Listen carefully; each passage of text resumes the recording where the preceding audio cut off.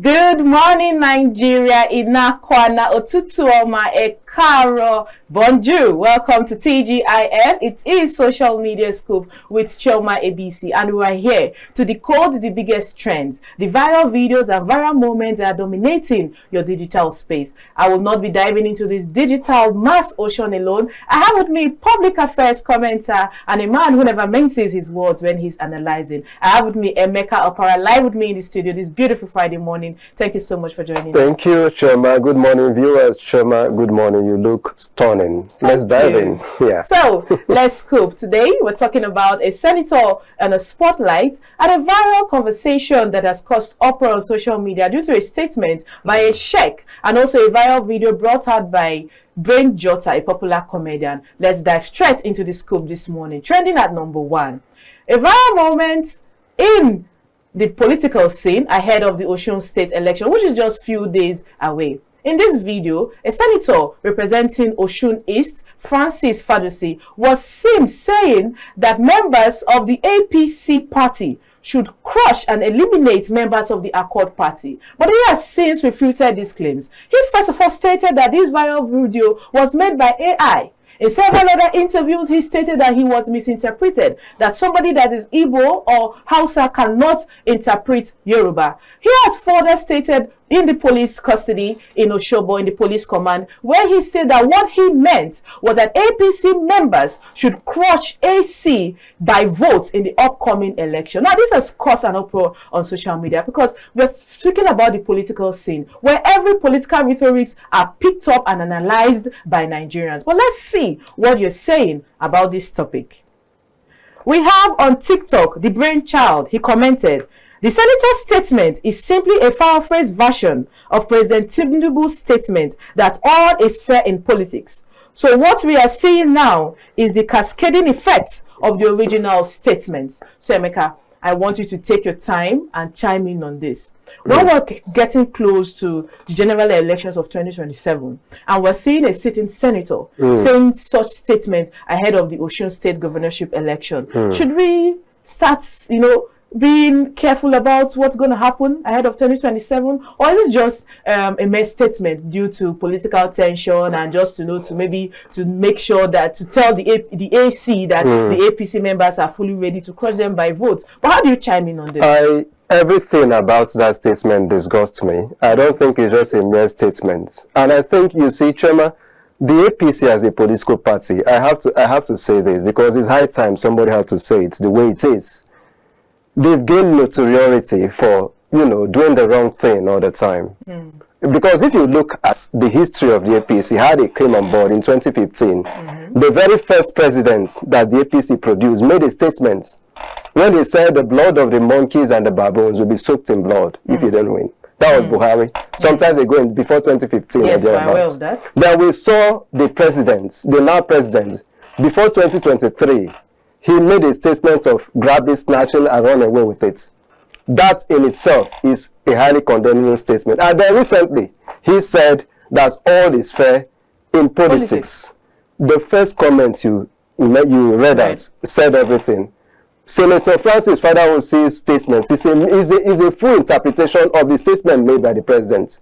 You understand? And I think it's highly, reprehensible and utterly disgusting. We should condemn it in all its entirety. I think it's shameless. And instead of this senator, this 73-year-old man, to come out and apologize to Nigerians, he's coming out to explain. What is he trying to explain? And he's even trying to bring out ethnic coloration. That's how he's not the only Yoruba man alive. Many Nigerians understand. Please, AI, what is AI? I've spoken to my Yoruba friends and they've translated that word for word and it meant kill. And this 70-year-old man is trying to, what is he trying to explain?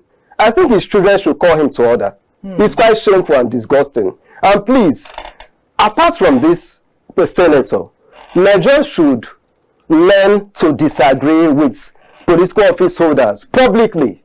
When they say something wrong, because there's no law, it's not unconstitutional for you to, speak out against a public political office holder when they are erring. Yes. Because in the video you could see that Nigerians were the people there, Oshun people, were even urging him on, they were cheering him on, and that is, those are members of his you understand, but they are Nigerians, and the man asking you to go and, you know, kill people, to kill your brothers and your sisters, just because of their personal political ambition.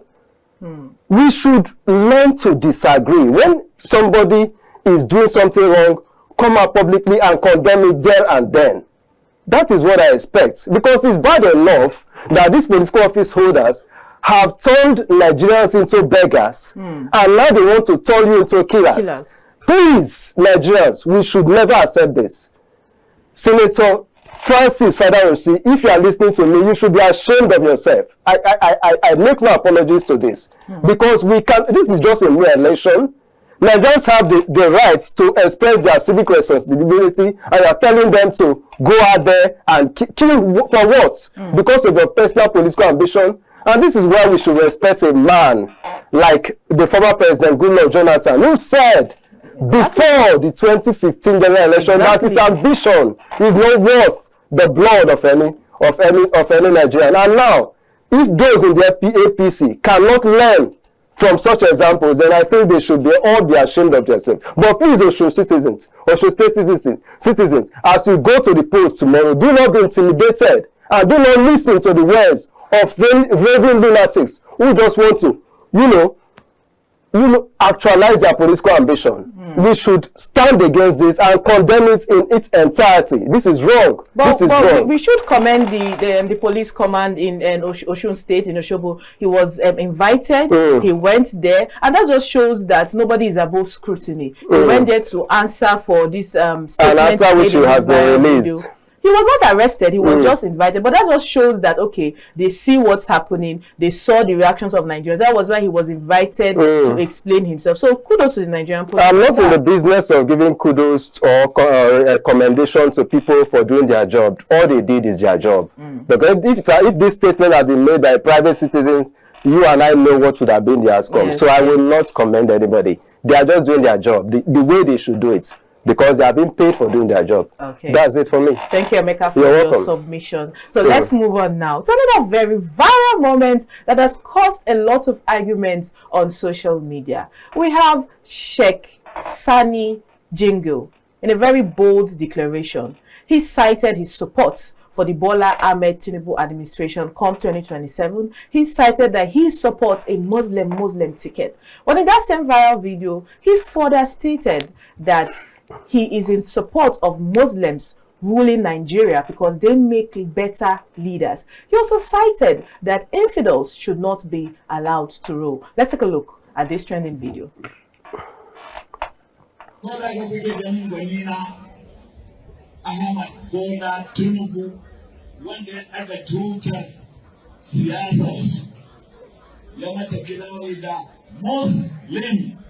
Muslim. Na ce ina ɗaya daga cikin masu ɗaga tutar musulunci in kira jama'a ku taho mu yi Muslim. Na sani cewa kafirai na jin zafin wannan kalma, to amma ba akwai kiristoci ba akwai yahudawa ba akwai masu bautar magiro ba. Ni musulmi mai wazin musulunci da na ce muslim mai na taɓa nasu. Na hana kirishin ya faɗa ne, na hana magiro ya faɗa ne, na hana ɗan tantar ya faɗa ne. Okay, Sheikh Sani Yahaya Jingo is the national chairman of Jibris. He has stood by his statement and said this is a matter of faith and conviction, that other religious groups should go ahead and encourage their own religious leaders to partake in politics. This has caused an uproar on social media, to many Muslims themselves not agreeing with what the Sheikh has said, and some have even gone a long way of calling for his arrest, and some have even gone apologizing to other religious groups. Now this is trending because Nigeria, as we all know, is a country of multi-religious people. Now ahead of 2027 elections, we're having such statements coming out from such a prominent religious figure. How do you read this, Emeka? Oh well, Sheikh Jingo, I don't think he's a prominent religious figure. I've never heard of him before. He's the national chairman of Jibris. And gibberish, I don't even know what that means. Okay. But anyway, if he's calling some people infidels, then I'm an infidel. And it should also be noted that by that statement, he's calling the wife of the president an infidel. Yes. Yeah. Yes. So it's sad that we've come to this state in our politics where people just come out and make divisive statements. And why should it be that it's Nigerians that should call for his arrest? I think by now he should be killing off somewhere. But the fact that we have to... Do you think that statement is insightful? It's insightful because by everything there is insightful. Of course, you have the rights as whatever religious you believe that you hold on to. You have the right to support whoever you want to support. But coming out to... He was sounding a bit condescending to those who are not Christians, who are not Muslims. This is not what we need because from all indications, yeah, this is just a mere weaponization of religion. Exactly. You understand? Because from every utterances he made, he showed that he has no godliness in him. He sees Islam as, a means of dominance or something like that. It doesn't even make sense. If we are in a working society, in a working system, it's automatic. The law will just, call him to order. Let's hold your thoughts there. Let me take one reaction by a man on X. Yusuf Ibrahim tweeted on X, in a sane society, this man would have been spending time behind the bar by now. The remarks he made is like lighting a stick of match at a filling station. It's quite unfortunate and sad. From the name Yusuf Ibrahim, you understand? So that means a lot of Muslims don't even agree with him. A lot of sensible, because I know I have a lot of sensible Muslims now. Of course, in our days back in school, a very fine gentleman, Mr. Lawal. He's not a man. He's a core Muslim. He's not a man you see and this coming from somebody who's supposed to be a leader, religious leader. I don't think. I think for me, if we're in a sane society, it's automatic. This man should be cooler off somewhere. If you even take a look at it, I think in Ghana, a Muslim cleric also came out to make an inciting statement. Immediately he was arrested.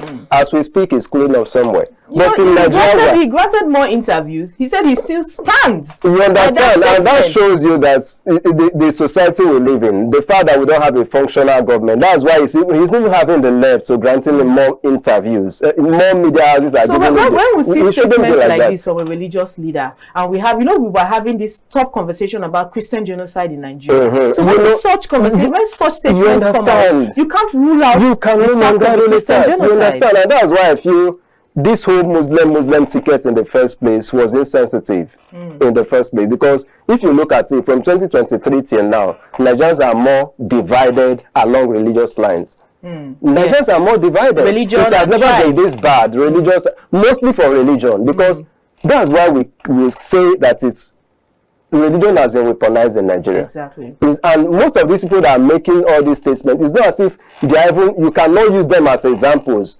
Following the rules of the religion that they preach.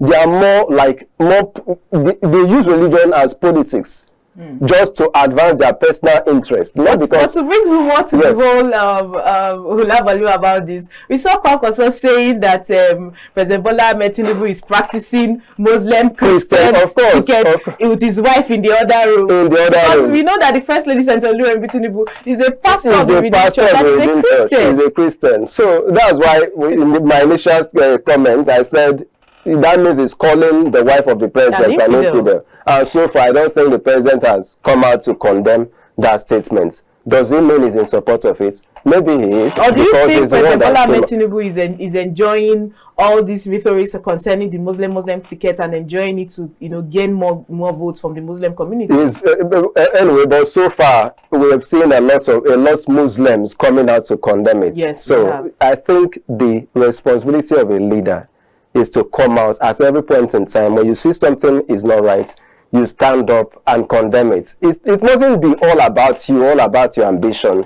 Yes. You understand? Yes. If we are to build a nation, a working Nigeria that should work for all, you should learn to place your personal interest, your personal ambition. It should never override overwhelming national interest. So that's why I believe that as a leader, when people are erring, you have a responsibility to put things right. Exactly. Yes. Thank you so much for that analysis. Yeah. Now let's move on to entertainment and a matter of public safety, because Chukwuemeka Emmanuel, popularly known Chukwuebuka, thank you. Chukwuebuka Emmanuel, popularly known as Brain Jota, has shared a very viral moment. He's quite hilarious but very serious when it comes to public safety, where he shows thugs, miscreants in Lagos surrounding his car and forcing him to drop money. One even went ahead by hanging on his car and following him to his destination. Let's take a look at this viral moment on social media.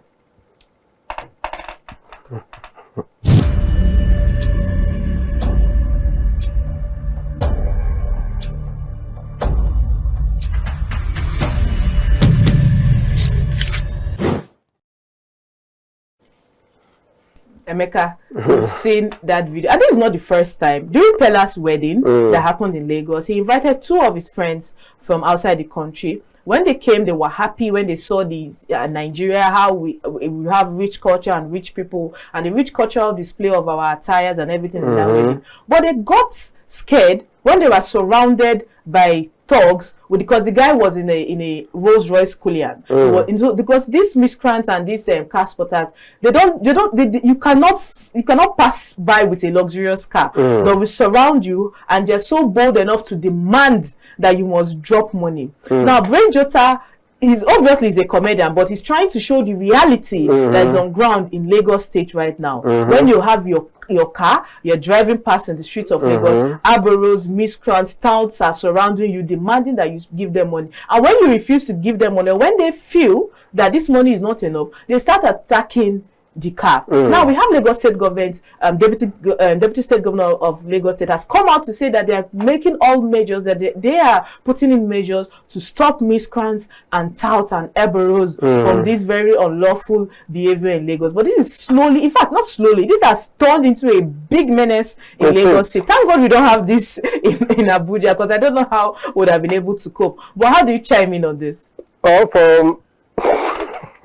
This whole abro thing and demanding money, do you think it's due to unemployment, because these young men don't have any means of livelihood? Is that what is causing this? Is that not? Is it not obvious? Unemployment, poverty is all part of it, and this is what has been created because of the kind of politics we run in this country. Because if you see most of these talks, these agberos, they are willing tools to these politicians during elections. Yes, I saw a statement. You understand? Like they are willing tools, and I don't. So after the elections, they become nuisance. Of course, yes. So I don't see whatever it is the state governor or the deputy state governor is saying about it. They all know what they are doing. You understand? And when I watched that video, although it was a bit funny, but it saddens me that I saw the young man literally begging for Brain Jota, offered him a free ride.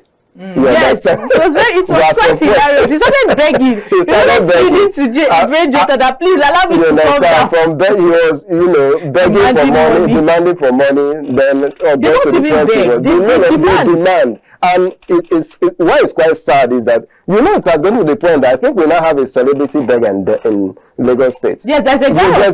There is a celebrity. There's something now again, but I don't think I have a problem with that one. There's this thing they do in Lagos. Let me tell you the thing now. They do it in Lagos and they do it in Abuja, where people just stay. I think they stay at Transcorp Hilton roundabout in Maitama, and they spot luxurious cars, especially weekends, Saturday and Sundays. They spot luxurious cars. They say the make of the car, the day it was made, and some of these commuters, they wind down and give them money. But you see the deputy governor of Lagos say that even that one, that they are going to put a stop to that. Put a stop to it, because all these are the things that demarcates Nigeria. If you watch some of these social media trolls when it happened between Nigeria and some other countries, you must have heard about Abegistan.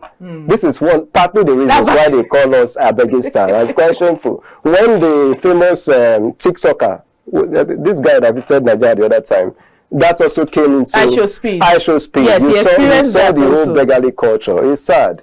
I know, because of the nature of policies we play, or the government, there's really poverty in Nigeria, to be honest. Yes. And this is partly the reason. It is this whole poverty that has created all these womeness that we've seen. And the fact that, you know, there's this new trend where people feel this whole culture of giveaway. There's, you know, people that feel they've made money, they think giving out handouts is one of the ways they help those that they need it. But it helps, don't you think so? It sure helps, but you know, Chioma, we cannot build this. No society will grow by merely, you know, giving us handouts. You know, and it has gotten to the point now where people now feel entitled to these handouts. People that, you know, that should be somewhere productively engaged, they now see it as maybe a career, because like that's why I told you that I have every problem with this whole celebrity beggar of a thing. It's you should commit your time to more productive engagement and, you know, for us to build a better society. Don't tell me that begging should be. Of course, when you are in need of something, as you know, you can always ask for something. Igbos always say that, you know, you can, to beg is better than stealing, but then don't make it a habit, or you think you want to build a career out of it. You can't get anywhere with that. Thank you, Emeka, for your wonderful submission and a very wonderful analysis. Thank you, Chioma, as always. Yeah. So thank God it's TGIF. That's all the scoop today. I heard the new word is now Friday, not Friday. Anyone, TGIF, Friday. Follow me for more content. Friday, not Friday. Okay, Friday. So we're gonna be here throughout this weekend. Thank you so much, viewers, for doing TV with me. This has been your Friday Scoop. I still remain Chioma ebisi. Thank you to my production team. But I might add, the reactions we get online and the reactions of our guests are solely their opinion and not influenced by social media scoop or Kaftantv. Enjoy your weekend, and once it's trending online, I will be scooping it live on Monday morning. Absolutely. Thank you so much, and I'll see you next time. Bye-bye. Bye-bye.